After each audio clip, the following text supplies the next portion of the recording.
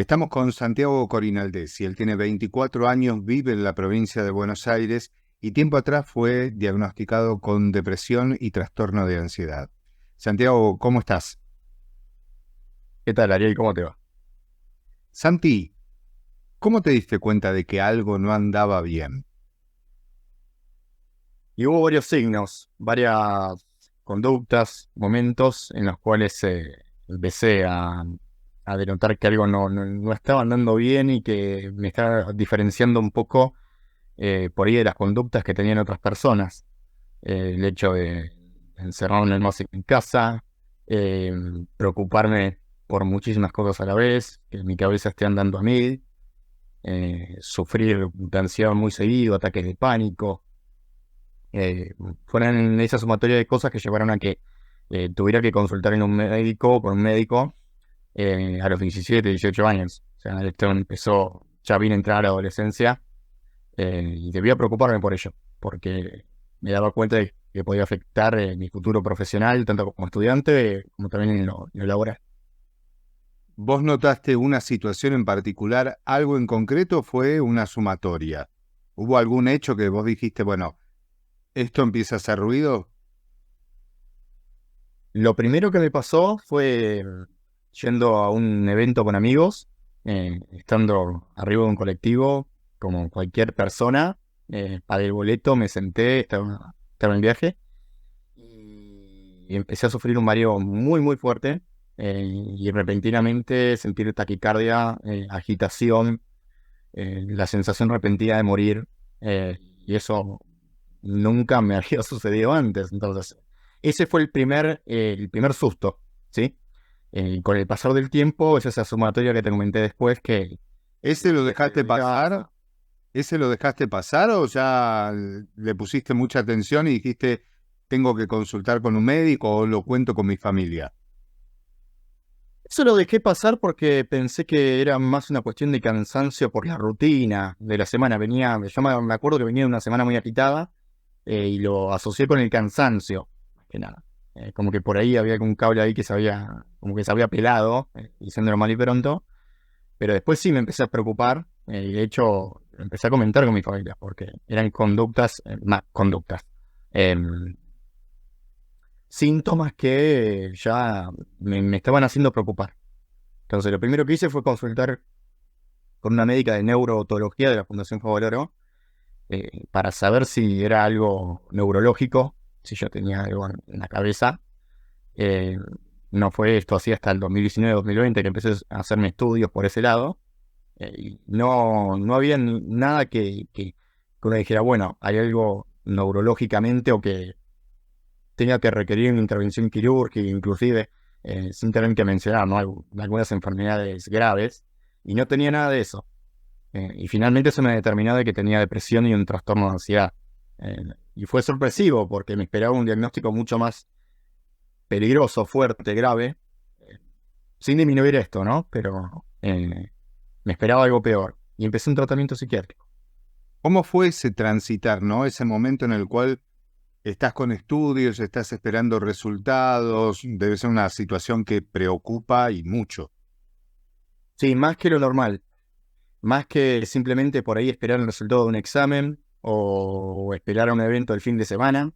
Mi cabeza lo toma a veces prácticamente como cualquier ser humano, pero hay veces que es como que estoy necesitando la urgencia de que ese momento llegue, y ahí comienza un traspié de ir por la ansiedad, de agitarme, de sufrir el hecho de querer que ya llegue ese momento, o sea, que la necesidad de tener todo ya.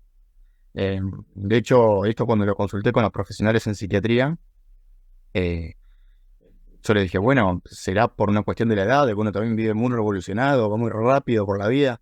Y no, eh, fue algo que se me desenvolvió como este trastorno. Y no sé si asociarlo mucho también a las redes sociales, porque estoy muy involucrado con eso y las redes sociales requieren un día a día y tienen una aceleración muy importante. Una dinámica que puede resultar cuanto menos, no diría peligrosa, pero sí compleja si tenés ansiedad, por ejemplo. Sí, sí, exactamente. Es algo que al principio no lo podía manejar para nada, y después con el paso del tiempo es como que me fui acostumbrando, perdón, me fui acostumbrando a estos síntomas, y con el tratamiento es como que empecé a autocontrolarme. Y ese es el objetivo, ¿no? A través de un tratamiento por medio de psiquiatra, la persona que me provee la medicación, y el psicoterapeuta que me provee las maniobras o los ejercicios para, en esos momentos de ansiedad muy fuerte o inclusive ataques de pánico, poder, digamos, poder controlar esa situación, de no desbordarme ni llegar al punto extremo de que no sienta ni dónde estoy parado. ¿Se logra? ¿Cuesta? ¿Cómo es el Cuesta día a mucho, día? cuesta mucho.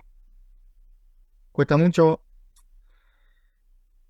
porque uno por ahí deja de sentir esos síntomas, algunos días está perfecto y después vienen de manera repentina, por ahí desaparecen 7 días y vuelven, por ahí desaparecen 2 meses y vuelven. No tienen una cronología o una prolijidad en cuanto a, bueno, una semana sí, una semana no, un día sí, un día no. Es absolutamente arbitrario, que es lo que lo hace más complejo todavía, porque uno cuando piensa que por ahí está curado o está llevando excelente la cuestión, se pega como ese otro golpazo, ¿no? Y es una nueva experiencia. Cada vez que pasa es una nueva experiencia. O sea, de tratar de autocontrolarme de alguna manera. Y cuando estás en esos momentos en los que aparece, se queda varios días, vos notás que tal vez son periodos muy cortos, varía dependiendo de la situación. ¿Cómo lo Varía, transitas? varía según la situación. Es algunos ataques o síntomas de este estilo aparecen y desaparecen en media hora. A veces duran un par de horas, o inclusive a veces 1 o 2 días. Nunca me ha pasado de que dure semanas, que tengo entendido que hay gente que sí lo sufre de esa manera, pero no, por suerte, sí, entre comillas, normalmente son cuestiones de minutos o de horas, y después ceden. Por eso, por suerte, también está la medicación, que es en parte la que me ayuda en esos casos, porque puedo recurrir para no solo tener yo un autocontrol, sino que la cuestión química, farmacéutica, me ayude a salir de ese pozo que para el exterior por ahí es poco, por ahí si yo te digo unos minutos, pero por dentro se siente como una eternidad. Es jodido, es complicado. Y tus papás también acompañan y atraviesan esto con vos, por supuesto, de distinta manera, porque quien está padeciendo los síntomas sos vos, pero toda la dinámica familiar se altera. Sí, de hecho recuerdo una de las primeras veces que tuve estos síntomas, realmente pensaron que era otra cosa, como que yo por ahí o estaba haciendo una especie de broma o simplemente por una cuestión de un capricho. Y con el tiempo yo comprendí, o sea, ellos no sabían yo realmente lo que tenía, entonces la reacción como que fue diversa. Al principio no se entendía muy bien, hasta que una vez que se evaluó todo a nivel médico, finalmente sí hubo una comprensión total. De hecho, en las situaciones que tengo estos ataques de ansiedad o de pánico a veces, eh, o sea, hay una comprensión al 100%, ¿sí? Por suerte, o sea, y me siento acompañado en ese sentido. Lo que no significa que por ahí me den de, bueno, seguir con el tratamiento, tratar de salir de casa, hacer un deporte, hacer otras cosas que me mantengan activo y poder descargar energías. Pero por suerte ahora está mucho más manejable la cuestión familiar. Al principio sí, fue difícil, reconozco que fue difícil. Vos mencionaste antes la medicación y todos de alguna manera, salvo cuando estamos enfermos por una gripe o algo así, tenemos como un cierto tabú con esto de estar medicados. ¿Lo pasaste? ¿Te atravesó?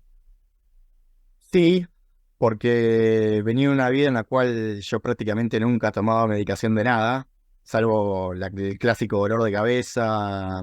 No voy a dar nombres de marcas, pero tomar una medicación por un dolor de cabeza o por un dolor de garganta, fiebre, lo normal. Ujú. Hasta que cuando empecé con este tratamiento dije, mirá, tengo un pastillero, tengo cajas por todos lados, y medio que me tendía a la depresión eso también. Dije, uy, bueno, esto lo estoy tratando, pero a la vez veo que también me está haciendo mucha rosca en la cabeza. Eh, Después lo naturalicé. O sea, no me quedó de otra tampoco. O sea, porque si quería salir de esto, quiero salir de esto, es seguir el tratamiento con la medicación incluida. ¿Y los amigos?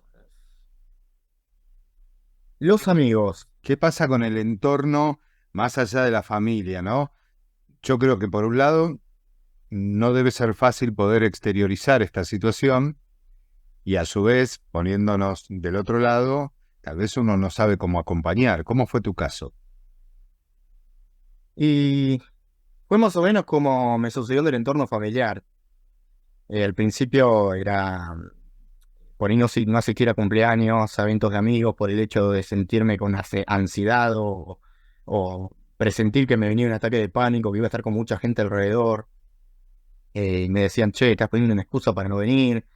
Y a veces incluso terminaba discutiendo por este tema, eh, hasta que tuve que poner un punto final, que fue hace unos 2 años atrás, más o menos, y decir, bueno, me está pasando esto, quiero que lo sepan. Y me choqué con una segunda pared que fue la palabra victimización. Que fue como, bueno, te estás victimizando mucho, quizás no tenés eso, te estás haciendo mucho la cabeza. Le digo, pero estoy haciendo un tratamiento, le digo, tienen que entenderme. Eh, Hubo amigos que me entendieron y otros que no. O sea, y eso lamentablemente uno no lo puede manejar. O sea, yo lo comuniqué de una manera en la cual pudieran entenderme, y salió así, fue así.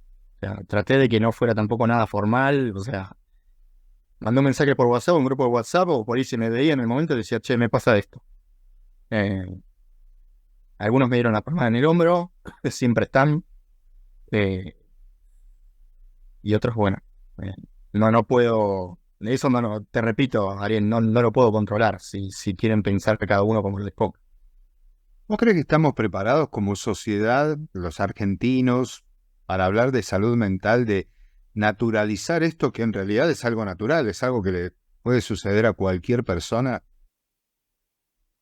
Mira, te doy un ejemplo con algo que yo trabajo y estudio, que es meteorología. Hay muchas cosas en meteorología que antes no se conocían porque no se comunicaban, pero sucedían igual. Acá hago la conexión directa, hago como digamos, una conexión, ¿sí? Siento que parte de la sociedad lo está procesando, como que hay un cambio de paradigma, pero falta madurar mucho este tema. Muchísimo, porque está la opinión de que se dice que uno está loco o que esa es una persona enferma, hay que distanciarlo, hay que sacarlo de los estereotipos de la sociedad. O sea, no lo veo que esté totalmente procesado el asunto. Puedo entenderlo porque quizás es algo nuevo para mucha gente, y principalmente gente grande, ¿sí? Que antes por ahí sufría estas cosas pero no las comunicaba.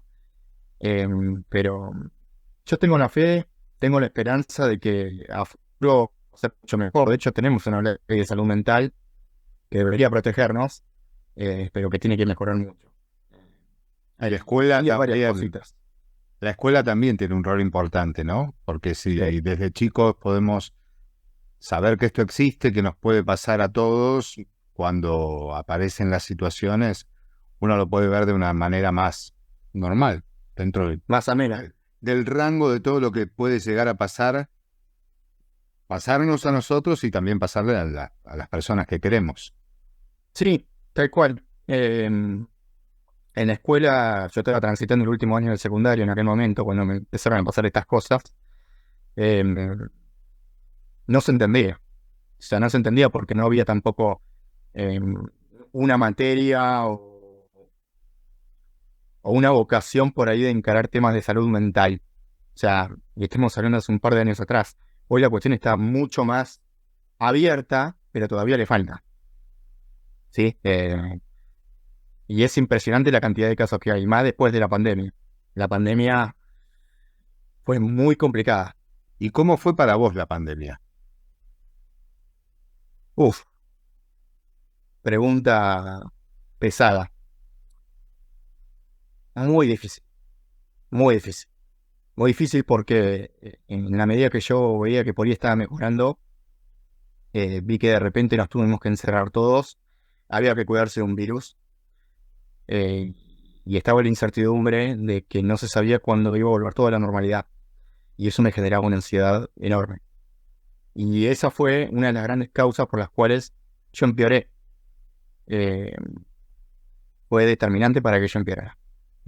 Por eso te digo que fue muy, muy difícil después retornar a tomar un colectivo o si quiere ir a un cumpleaños. Si antes ya me costaba, habiendo empezado con esos síntomas, después de la pandemia me costaba por 5 por 10. Era algo imposible. Era ver como, bueno, estar con mis padres usando barbijo, por ahí salir a alguna que otra compra y después estar encerrado meses y de golpe salir y encontrarme con 80, 100 personas en la calle y sentirme atosigado, como que se me venía todo el mundo encima. Eh, Complejo. Claro. Y esta palabra la digo desde el principio porque lo puedo expresar así. De hecho, el psicoterapeuta también se lo digo, se lo comunico de esta manera. Santi, ¿qué pasó con el estudio? ¿Qué pasó con la facu y la pandemia y todo esto que estabas contando? En primer término, empecé bien la facultad de manera virtual. Sentía que podía ser una segunda opción como para por ahí no tener que exponerme tanto a la calle, a la gente, de no sentirme ahogado, ¿sí? Con esto propio de la ansiedad. Pero después se me volvió en contra porque primero que no quería volver a salir a la calle, quería mantener una virtualidad. Después me empecé a contradecir, a decir, bueno, no, me va a convenir que salga para ver si puedo mejorar esta cuestión, o sea, volver un poco a la normalidad. Y vi que me venían los ataques repentinos de ansiedad y ahí se empezó a interrumpir mi rutina con la carrera. O sea, que se interrumpe hasta estos días. Tuve lapsos muy espaciados en los cuales yo cursé cuatrimestres.